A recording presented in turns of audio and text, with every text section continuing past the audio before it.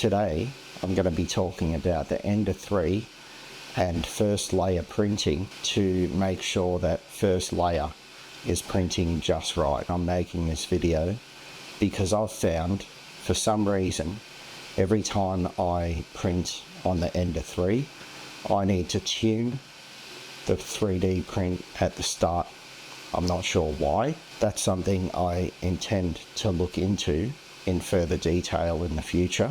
For now, I want to share the work method I use to make sure at the start of each job, my 3D printer is printing the first layer at the most optimum height that I can get it to print at.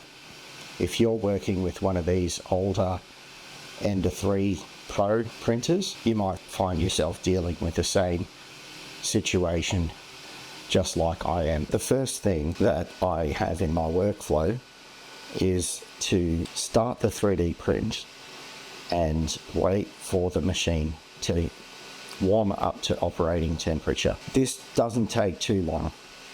The nozzle heats up quite quickly, the bed a little bit more slowly. Each time my 3D printer goes through this Z0 process,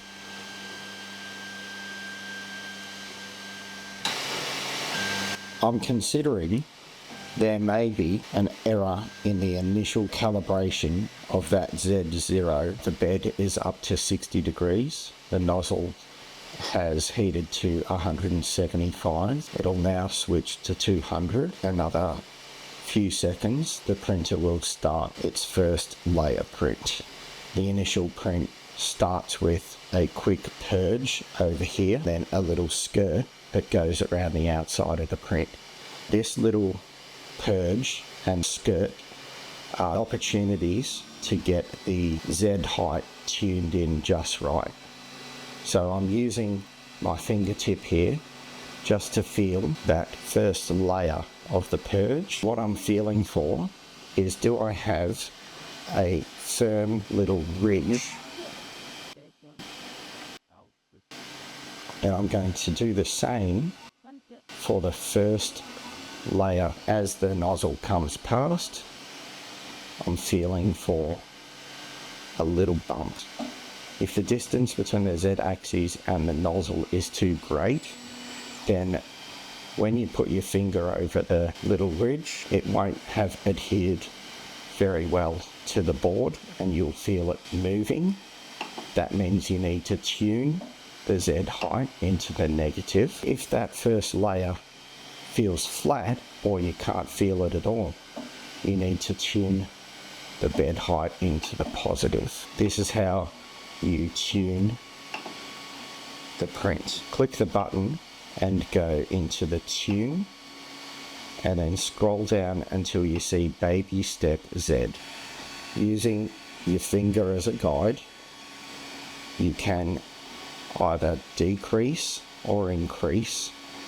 It moves in 0.01 of a millimeter increments, so you have quite a lot of control. I felt that the Z height needed to be moved greater, just a little bit, based on that first layer of that ridge being a little bit flat. So I've baby stepped that into the positive by 0.08 of a millimeter. There's another opportunity here to double check after the first layer run.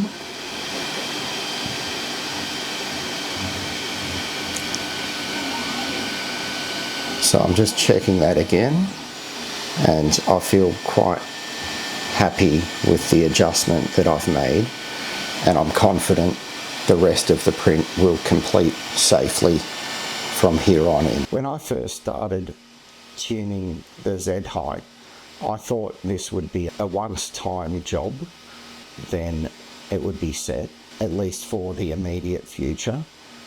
In my experience, I've needed to fine-tune that Z offset at the start of every print. Sometimes the adjusted needed is greater than others. It usually does trend in the same direction. I'm not sure if this can be attributed to uneven heating of the build plate or some other factors. All I know is what I've had to do to make these 3D printers work for me. If you're using one of these older generation Ender 3s, you have a very capable and reliable little 3D printer with a few little quirks that you might have to deal with along the way. If you liked this video, keep your eye out for a future video where I'll be diving into the custom firmware that I've got installed and how it can be adjusted. Thanks for watching, and see you next time.